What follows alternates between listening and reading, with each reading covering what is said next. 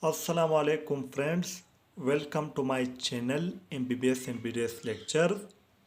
Today our topic is related to general medicine hypertension. Before going to topic outline, if you want to watch my same video, same lecture of hypertension in English, then you go to my channel. I already upload the same topic video in English, but if you want to watch hypertension video in Hindi or Urdu, then this video is for you. तो अभी हम start करते हैं topic outline से.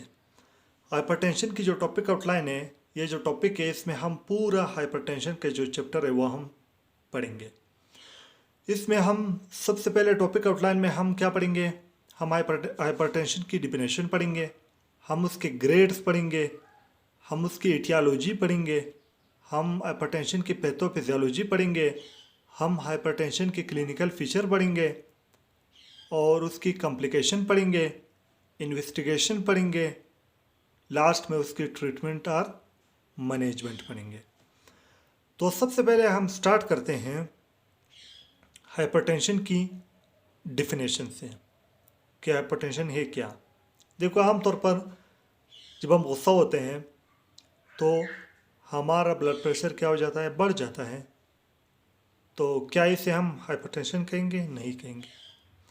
Hypertension क्या है? ये एक लॉन्ग टर्म मेडिकल कंडीशन है जिसमें हमारा जो आर्टरी का जो ब्लड प्रेशर है वो बढ़ जाता है और फिर वो वही बढ़ा हुआ जो ब्लड प्रेशर है वो कायम रहता है. क्या होता है? कायम रहता है. कुछ टाइम के लिए नहीं कि ऐसा नहीं ब्लड प्रेशर बढ़ गया फिर कम हुआ बस सही हुआ. इसलिए तो हम ब्लड प्रेशर की जब एग्जामिनेशन करते हैं तो हम इसकी बार बार हम उसकी चेकअप करते हैं, बीपी की. तो हाइपरटेंशन का डेफिनेशन क्या है? Hypertension is a long-term medical condition in which the blood pressure in the arteries is persistently elevated. यानी कायम रहना, is persistently elevated. ये क्या है? हाइपरटेंशन का डेफिनेशन है. Hypertension is a long-term medical condition in which the blood pressure in the arteries is persistently elevated. ये हुआ डेफिनेशन. अब आते हैं grades of hypertension. Grades of hypertension जो है, हम हाइपरटेंशन के कितने ग्रेड्स बनाते हैं? 3 ग्रेड्स. अब ग्रेड बनाने से पहले हमें ये पता होना चाहिए कि नॉर्मल बीपी कितना है, उसी से हम फिर ग्रेड बनाएंगे. नॉर्मल ब्लड प्रेशर क्या है? सिस्टोलिक जो ब्लड प्रेशर है हमारा वो कितना है? 120 mm ऑफ मर्करी. और जो डायस्टोलिक है वो कितना है? 80 mm ऑफ मर्करी.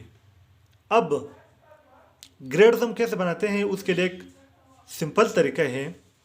वो ये है कि आप सिस्टोलिक ब्लड प्रेशर में हर बार 20 ऐड करो, 20 ऐड करो, और डायस्टोलिक में आप हर बार क्या ऐड करो? 10 ऐड करो. तो इसके क्या बनेंगे? ग्रेड बनेंगे. कैसे? सबसे पहले ग्रेड 1 जो हाइपरटेंशन है वो हम कैसे बनाते हैं? हम सिस्टोलिक जो है आमतौर पर 20 है, इसमें हम 20 ऐड करते हैं. 20 जब ऐड करेंगे तो कितना बनेगा? 140. अब अगर ग्रेड 1 में अगर सिस्टोलिक ब्लड प्रेशर 140 से ज़्यादा हो, 140 पर नहीं, 140 से अगर सिस्टोलिक ब्लड प्रेशर ज़्यादा हो तो हम कहेंगे कि इसको क्या है? Grade 1 hypertension. या उसकी डायस्टोलिक ब्लड प्रेशर, डायस्टोलिक में हम 10 ऐड करते हैं, 80 में 10 ऐड करो तो 90, 90 से ज़्यादा हो, 90 नहीं 90 से ज़्यादा. अगर सिस्टोलिक ब्लड प्रेशर 140 से ज़्यादा हो तो ग्रेड 1 हाइपरटेंशन हम इसे कहेंगे. या उसकी डायस्टोलिक जो ब्लड प्रेशर है वो 90 से ज़्यादा हो तो ये क्या होगा? ग्रेड 1 हाइपरटेंशन कहलाएगा. अब ग्रेड 2 हम कैसे बनाते हैं? ग्रेड 1 से ही ग्रेड 2 बनाते हैं, ग्रेड 2 से ही ग्रेड 3 बनाते हैं. सिंपल तरीका. ग्रेड 1 कि सिस्टोलिक 140 है और डायस्टोलिक 90 है। अब सेम सिस्टोलिक में 28 करो और डायस्टोलिक में कितना ऐड करो, 10 ऐड करो। अब ग्रेड 2 में क्या है, ग्रेड 2 में जब हम ग्रेड 1 के 140 में 20 ऐड करते हैं तो कितना बनेगा, 160। अब अगर सिस्टोलिक ब्लड प्रेशर पेशेंट का 160 से ज़्यादा है तो उसको ग्रेड 2 हाइपरटेंशन है, या उसका डायस्टोलिक ब्लड प्रेशर अब 90 में, ग्रेड 1 में 90 था, 90 में 10 ऐड करो, 100 हो गया। अगर उसका डायस्टोलिक 100 से ज़्यादा हो तो ये क्या हो गया, ग्रेड 2 हाइपरटेंशन। अब आ जाओ ग्रेड 3 पे। ग्रेड 3 में सिस्टोलिक अगर 180 से बढ़ जाए, मतलब ग्रेड 2 के 160 में 20 ऐड करो तो कितना बनेगा, 180। अगर ग्रेड 3 में सिस्टोलिक ब्लड प्रेशर 180 से ज़्यादा हो और डायस्टोलिक 110 से ज़्यादा हो, ग्रेड 2 के 100 में 10 ऐड करो तो ये क्या होगा, ग्रेड 3 हाइपरटेंशन। तो ये हमारे साथ ग्रेड ऑफ हाइपरटेंशन 3 हुए, ग्रेड 1, ग्रेड 2, ग्रेड 3। अब ग्रेड 1 को माइल्ड हाइपरटेंशन भी कहते हैं, ग्रेड 2 को मॉडरेट हाइपरटेंशन भी कहते हैं, ग्रेड 3 को सीवियर हाइपरटेंशन भी कहते हैं। तो ये हमारे साथ ग्रेड्स ऑफ हाइपरटेंशन भी हो गए। अब हम आते हैं इटियोलॉजी ऑफ हाइपरटेंशन पर। अब ऊपर आप देखो, मैंने जो टॉपिक आउटलाइन लिखे हैं उसमें मैंने टाइप्स ऑफ हाइपरटेंशन नहीं लिखा है। उसकी वजह यह है कि टाइप्स जो हम हाइपरटेंशन की बनाते हैं वो हम उसकी इटियोलॉजी की बुनियाद पर ही बनाते हैं, वो इटियोलॉजी के अंदर ही बनते हैं, इसलिए मैंने अलग वहाँ टाइप्स ऑफ हाइपरटेंशन की बात नहीं किया। क्यों? क्योंकि वो इटियोलॉजी में बनते हैं। अब याद रखना, अगर टाइप्स का पूछा कि टाइप्स बताओ तो हमने प्राइमरी और सेकेंडरी तो बताने हैं, लेकिन क्या बताना है कि हम इसको इटियोलॉजी की बुनियाद पर टाइप्स बनाते हैं, प्राइमरी और सेकेंडरी। लेकिन अगर इटियोलॉजी, याद रखना यहाँ इटियोलॉजी और टाइप्स एक दूसरे से इंटर रिलेटेड है। वो कैसे? यानी कंसेप्ट बनाने में। अगर वहाँ वाइवा में पूछा या पेपर में पूछा तिवरी में कि टाइप्स बताएं तो हम वहाँ क्या लिखेंगे कि हम टाइप्स किस बुनियाद पर बनाते हैं, इटियोलॉजी की बुनियाद पर। लेकिन यानी इटियोलॉजी की बुनियाद पर प्राइमरी हाइपरटेंशन, सेकेंडरी हाइपरटेंशन। लेकिन वह अगर वहाँ इटियोलॉजी पूछी गई तो हम डायरेक्ट ये नहीं कहेंगे कि हाइपरटेंशन की इटियोलॉजी जो है ड्रग्स है, प्रेगनेंसी है, एंडोक्राइन डिजीज है, कार्डियोवास्कुलर है। नहीं, हम क्या कहेंगे, हम कहेंगे इटियोलॉजी जो है हाइपरटेंशन की कैसे बताएंगे वाइवा में या एग्जाम में। इटियोलॉजी की बुनियाद पर सबसे पहले हम इसके दो टाइप्स बनाते हैं, प्राइमरी और सेकेंडरी हाइपरटेंशन। फिर उसकी इटियोलॉजी हर एक की अलग अलग बताएंगे कि सर इटियोलॉजी की बुनियाद पर हम इसके दो टाइप्स बनाते हैं, प्राइमरी हाइपरटेंशन, सेकेंडरी। फिर प्राइमरी के ये काजेस और सेकेंडरी के काजेस। तो इस तरह। तो अब हमारे साथ है इटियोलॉजी। थर्ड जो टॉपिक आउटलाइन है वो इटियोलॉजी। इटियोलॉजी के बुनियाद पर हम हाइपरटेंशन के दो टाइप्स बनाते हैं, प्राइमरी हाइपरटेंशन, सेकेंडरी हाइपरटेंशन। अब प्राइमरी हाइपरटेंशन की काजेज हम अलग पढ़ेंगे और सेकेंडरी हाइपरटेंशन की काजेज हम अलग पढ़ेंगे। अब जो प्राइमरी हाइपरटेंशन है वो 90% पेशेंट में होता है, जो सेकेंडरी हाइपरटेंशन है वो 10% लोगों में होता है। ठीक है। अब इटियोलॉजी या काजिस में प्राइमरी के अलग काजिस बताएंगे, सेकेंडरी के अलग। प्राइमरी हाइपरटेंशन की काजिस क्या है उसको फिर हम दो में डिवाइड करते हैं, एक है नॉन मोडिफाइबल, दूसरा है मोडिफाइबल। किस में डिवाइड करते हैं? नॉन मोडिफाइबल में और मोडिफाइबल में। यानी अपने आसानी के लिए हम इसको डिवाइड करते हैं। नॉन मोडिफाइबल वो है जिसको हम मोडिफाई बिल्कुल नहीं कर सकते। वो कौन से? दो है, नंबर 1 जेंडर, नंबर 2 जेनेटिक। अब ये क्या है? जेंडर। अब याद रखना हाइपरटेंशन जो है वो मेल में ज़्यादा है एज़ कम्पेयर टू फीमेल। लेकिन क्या हम जेंडर को चेंज कर सकते हैं? नहीं कर सकते हैं। फॉर एग्जांपल मैं मेल हूँ, मुझे हाइपरटेंशन है, अब मैं क्या करूँ, मैं अपना जेंडर चेंज करूँ, फीमेल बन जाओ ताकि हाइपरटेंशन कम हो जाए। इस तरह तो नहीं हो सकता है। तो जेंडर को हम चेंज नहीं कर सकते हैं। दूसरा जेनेटिक्स, माँ बाप से जो जीन हमें आए हैं उसको भी हम चेंज नहीं कर सकते हैं। तो प्राइमरी हाइपरटेंशन की जो काजेज है नॉन मोडिफाइबल, जेंडर और जेनेटिक्स, उसको हम चेंज नहीं कर सकते। दूसरे जो फैक्टर है मॉडिफाइबल, जिसको हम चेंज कर सकते हैं, वो कौन से? Alcohol intake. अगर कोई बंदा अल्कोहल इनटेक करता है, वो अल्कोहल छोड़ दे, तो उसका जो प्राइमरी हाइपरटेंशन का जो काज था, मॉडिफाइबल काज था, वो तो सही हो जाएगा। दूसरा ओबेसिटी, वो एक्सरसाइज करे। तीसरा हाई साल्ट डाइट, अगर वो हाई साल्ट डाइट लेता है तो वो हाई साल्ट डाइट कम करें, तो उसका जो प्राइमरी हाइपरटेंशन का जो मॉडिफाइबल काज था वो सही हो गया, तो प्राइमरी हाइपरटेंशन सही हो जाएगा। तो ये जो प्राइमरी हाइपरटेंशन के काजेस थे, नॉन मॉडिफाइबल और मॉडिफाइबल में हमने चेंज किया है, इसलिए ताकि हमें याद होने में आसानी हो। अब हमारे साथ दूसरा जो एटियोलॉजी की बुनियाद पर टाइप्स है, वो है सेकेंडरी हाइपरटेंशन, जो 10% पेशेंट में होता है। इसकी काजेज हम अलग बताएंगे, या पेपर में अलग लिखेंगे, वाइवा में अलग बताएंगे। वो क्या है? इसके जो काजेज है सेम इसी तरह जैसे यहाँ हमने अपने आसानी के लिए नॉन मॉडिफाइबल और मॉडिफाइबल में चेंज किया, यहाँ हम अपने आसानी के लिए किस में चेंज करते हैं? सेकेंडरी हाइपरटेंशन की काजेज 80% और 20%। 80% काजेज और 20% काजेज। 80% काजेज में जो आते हैं वो है renal causes. 80% causes secondary hypertension की क्या है? वो रेनल है। और जो 20% काजेज हैं वो कौन से? उसमें ड्रग आते हैं, प्रेगनेंसी है, एंडोक्राइन काजेज है और कार्डियोवास्कुलर काजेज है। कौन से? कार्डियोवास्कुलर काजेज है। अब जो है, जो रेनल काजेज है, यानी 80% और 20% काजेज तो हमने पढ़ लिए। अब इसकी डिटेल हम पढ़ेंगे। सबसे पहले जो रेनल काजेज है उसमें 3 आते हैं। सबसे पहले आता है ग्लोमेरुलोनेफ्राइटिस। इसमें क्या हो जाता है? जो ग्लोमेरुलस है उसको इंजरी होती है, ग्लोमेरुलोनेफ्राइटिस। दूसरा है फाइलोनेफ्राइटिस। ये किसकी वजह से होता है? बैक्टीरिया की वजह से होता है। अब इसको याद हम कैसे करेंगे? याद रखना, हम कैसे याद रखेंगे कि पाइलोनेफ्राइटिस बैक्टीरिया की वजह से होता है, उसकी वजह से नेफ्रॉन की इन्फ्लेमेशन वगैरह होती है। हमने एक ग्रुप बैक्टीरिया के पढ़ा है, पायोजेनिक बैक्टीरिया। वो तो ये खास नहीं करते हैं, लेकिन हम इस तरह याद कर सकते हैं, पायोजेनिक के नाम से पाइलोनेफ्राइटिस, उससे पायोजेनिक के नाम से फिर हमें बैक्टीरिया याद आ जाएंगे।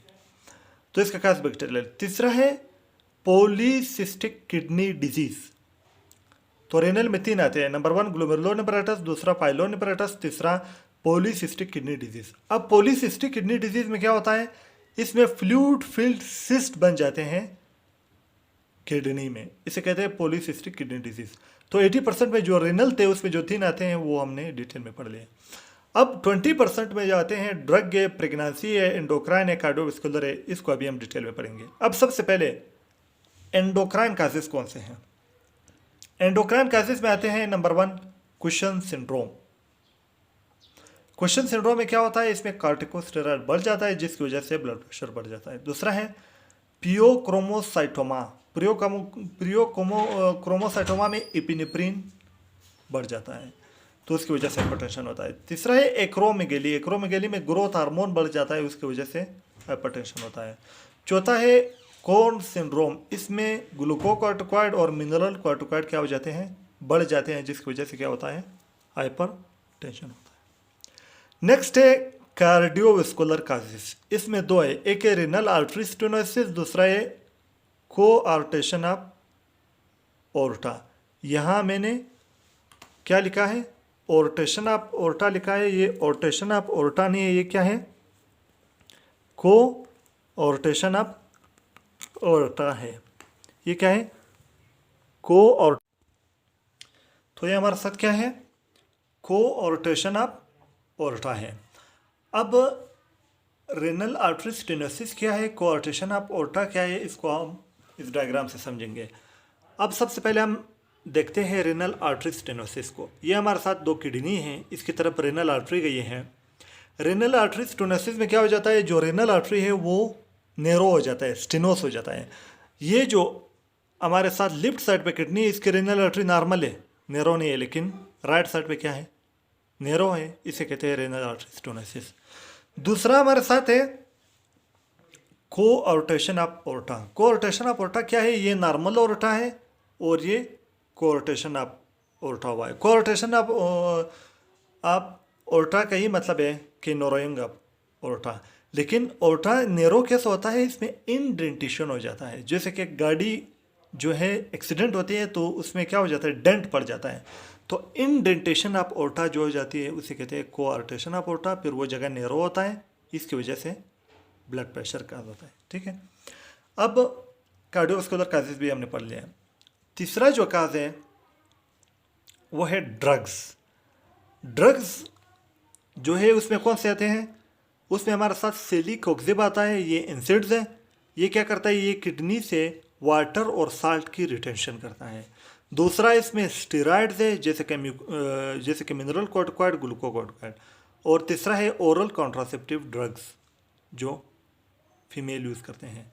तो ये हमने इटियोलॉजी भी कंप्लीट हाइपरटेंशन की पढ़ ली। अब नेक्स्ट जो है हम क्या पढ़ेंगे, इटियोलॉजी के बाद अब हम पैथोफिजियोलॉजी पढ़ेंगे। अब टॉपिक आउटलाइन में हमारे साथ नेक्स्ट है पैथोफिजियोलॉजी। पैथोफिजियोलॉजी जो है इसका मेनली दो जगह पर होता है, एक है लार्ज ब्लड वेसल, एक है स्मॉल ब्लड वेसल। अब जो लार्ज ब्लड वेसल है वहाँ जब ब्लड जो है प्रेशर लगाएगा ब्लड वेसल की वॉल पर, तो वहाँ क्या होगा, वहाँ स्मूथ मसल की ब्लड वेसल की वॉल की जो स्मूथ मसल है उसकी हाइपरट्रोफी होगी। जब उसकी हाइपरट्रोफी होगी तो क्या होगा, आर्थेरोस्क्लेरोसिस होगा। जब आर्थेरोस्क्लेरोसिस होगा तो लुमन क्या होगा, नैरो हो जाएगा। देखो यहाँ क्या है, इस ब्लड वेसल का ल्यूमन वाइड है, इसका क्या हो गया, नैरो हो गया। क्यों, क्योंकि ब्लड वेसल की वॉल की स्मूथ मसल की क्या हुई, हाइपरट्रोफी हुई। क्यों, क्योंकि हाइपरटेंशन की वजह से। अब जब ल्यूमन नैरो होगा तो उसकी वजह से क्या होंगे, ब्रेन में उसकी वजह से फिर स्ट्रोक होगा, हार्ट में एमआई होगा, मायोकार्डियल इंफार्क्शन होगा। इसी तरह नेक्स्ट जो है किडनी में क्या होगा, किडनी में जब रेनल आर्टरी की ल्यूमन नैरो होगा तो क्या होगा, वहाँ रेनल आर्टरी की जब आर्थेरोस्क्लेरोसिस होगा, उसका ल्यूमन जब नैरो होगा तो वहाँ रेनल परफ्यूजन जो है वो डिक्रीज़ होगा। किडनी की तरफ जो ब्लड सप्लाई है वो क्या होगा, डिक्रीज़ होगा। जब रेनल परफ्यूजन डिक्रीज़ होगा तो उसकी वजह से renin angiotensin aldosterone mechanism activate होगा। जब वो एक्टिवेट होगा वो क्या करेगा, वाटर साल्ट की रिटेंशन करेगा। जब वो वाटर और साल्ट की रिटेंशन करेगा तो बीपी क्या होगा, मज़ीद राइज करेगा, ब्लड प्रेशर मज़ीद बढ़ेगा। ये तो वह लार्ज ब्लड वेसल है। स्मॉल ब्लड वेसल में क्या होगा, ये स्मॉल ब्लड वेसल है, सेम इसमें आर्थेरोस्क्लेरोसिस हुआ तो इसका ल्यूमन क्या हुआ, नैरो हुआ। जब ल्यूमन नैरो हुआ, ख़ास करके आर्टेरियोल में, जब आर्टेरियोल में ल्यूमन नैरो होगा तो टोटल पेरिफेरल रेजिस्टेंस बढ़ेगा। जब टोटल पेरिफेरल रेजिस्टेंस बढ़ेगा तो हार्ट को ज़्यादा वर्क करना पड़ेगा, लेफ्ट वेंट्रिकल को ज़्यादा वर्क करना पड़ेगा इस टोटल पेरिफेरल रेजिस्टेंस के ख़िलाफ़ ब्लड पंप करने में। तो लेफ्ट वेंट्रिकुलर हाइपरट्रोफी होगी। अगर ये लेफ्ट वेंट्रिकुलर हाइपरट्रोफी बहुत देर तक रहे तो हार्ट फेल भी हो सकता है। क्या होगा, हार्ट फेलवर होगा। तो ये इसकी क्या है, पैथोफिजियोलॉजी है। अब आते हैं क्लिनिकल फीचर। क्लिनिकल फीचर में आमतौर पर तो हाइपरटेंशन एसिम्प्टोमेटिक होता है, इसके सिम्टम नहीं होते हैं। लेकिन हमने पेशेंट की डिफरेंट ओकेजन पर सेवरल टाइम हमने उसकी बीपी चेक करनी है। और जब पेशेंट रिलैक्स हो, उसकी स्ट्रेस एंजाइटी वगैरह ना हो, उस वक्त हमने उसकी बीपी चेक करनी है। और उसके बाद हमने हिस्ट्री और एग्जामिनेशन से पेशेंट को क्या करना होगा, डायग्नोज करना होगा। ये है क्लिनिकल फीचर। अब हमारे साथ एक कॉम्प्लिकेशन जो है हाइपरटेंशन के, ब्रेन में स्ट्रोक होगा, सेरेब्रल एडिमा होगा, हार्ट में हार्ट फेलवर होगा, किडनी में जब किडनी की परफ्यूजन डिक्रीज़ हो जाएगी, रीनल परफ्यूजन डिक्रीज़ हो जाएगी तो किडनी में किडनी फेलवर होगा। ओर्टा में क्या होगा, ओर्टिक एनोरिज्म होगा। ओर्टिक एनोरिज्म का ये मतलब है, ये नॉर्मल ओर्टा है और यहाँ एनोरिज्म हुआ है। मतलब क्या कि ओर्टा का वाल का स्वेलअप हो जाना, फिर उसका नैरो हो जाना, फिर उसका रप्चर हो जाना। ये देखो सेकंड में, पहले में बिल्कुल नॉर्मल वाल है, दूसरे में क्या है, वाल स्वेल अप हो गया है और थिन भी हो गया, बाद में ये क्या होगा, रप्चर हो गया, इसे कहते हैं ऑर्टिक एनोरिज्म। उसके बाद आई में क्या होगा, रेटिनल हेमरेज होगा, और उसके बाद ऑप्टिक डिस्क की स्वेलिंग होगी आई में, उसे क्या कहते हैं, पेपिलो उडिमा। और उसके बाद प्रोटीन यूरिया होगा, यूरिन में प्रोटीन आएगा। तो ये क्या है, ये कॉम्प्लिकेशन है हाइपरटेंशन की। उसके बाद हमारे साथ है इन्वेस्टिगेशन। इन्वेस्टिगेशन में तो मेनली हम ईसीजी और इको करते हैं, इकोकार्डियोग्राम, हार्ट फेलवर को देखने के लिए, लेफ्ट वेंट्रिकुलर हाइपरट्रोफी को देखने के लिए। लेकिन उसके साथ साथ हम लिपिड प्रोफाइल भी करते हैं, फास्टिंग ग्लूकोज लेवल भी करते हैं, सीरम कोलेस्ट्रॉल भी करते हैं, और ऑप्थेल्मोस्कोपी भी करते हैं रेटिनल हेमरेज के लिए। तो इन्वेस्टिगेशन में क्या है, लिपिड प्रोफाइल है, फास्टिंग ग्लूकोज लेवल है, सीरम कोलेस्ट्रॉल है, ईसीजी है, इकोकार्डियोग्राम है, और क्या है, ऑप्थेल्मोस्कोपी है। ये है इन्वेस्टिगेशन। अब हमारे साथ है ट्रीटमेंट या मैनेजमेंट। ट्रीटमेंट या मैनेजमेंट में ग्रेड 1 को सिर्फ हम एक्सरसाइज रिकमेंड करते हैं कि आप एक्सरसाइज करें और लो साल्ट डाइट ले लें। ग्रेड 1 का ये ट्रीटमेंट है। ग्रेड 2 का क्या है, एक्सरसाइज 3 महीने के लिए या 1 साल के लिए। अगर सही नहीं हुआ, इफ़ नॉट नॉर्मल, तो फिर उसको ड्रग स्टार्ट करेंगे। ग्रेड 3 में पेशेंट आएगा तो ड्रग स्टार्ट करेंगे डायरेक्ट, और एक्सरसाइज और लो साल्ट डाइट का भी करेंगे। ये तो हुआ ट्रीटमेंट ग्रेड 1, ग्रेड 2, ग्रेड 3। अब ड्रग जो हम देते हैं मेनली ग्रेड 2 में 3 महीने या 1 साल बाद, और ग्रेड 3 में जो डायरेक्ट देते हैं उसमें कौन सा ड्रग है, 4। कैसे याद करेंगे, ABCD। ए से mean angiotensin converting enzyme inhibitor, angiotensin receptor blocker, और बी में बीटा ब्लॉकर, सी में कैल्शियम चैनल ब्लॉकर, और डी में डाययूरेटिक्स। तो ये हमने हाइपरटेंशन की टॉपिक आउटलाइन में जो definition, grades, aetiology, pathophysiology, clinical feature, complication, investigation, treatment या मैनेजमेंट हमने पढ़ लिया। दोस्तों, अगर आप लोगों को वीडियो अच्छी लगी हो तो वीडियो को लाइक करो, शेयर करो, चैनल को सब्सक्राइब करो, और बेल आइकन को क्लिक करो और नोटिफिकेशन ऑन करो, ताकि मेरी हर नई आने वाली वीडियो सबसे पहले आप तक पहुँचे। दोस्तों, वीडियो देखने का बहुत बहुत शुक्रिया। अल्लाह हाफिज़।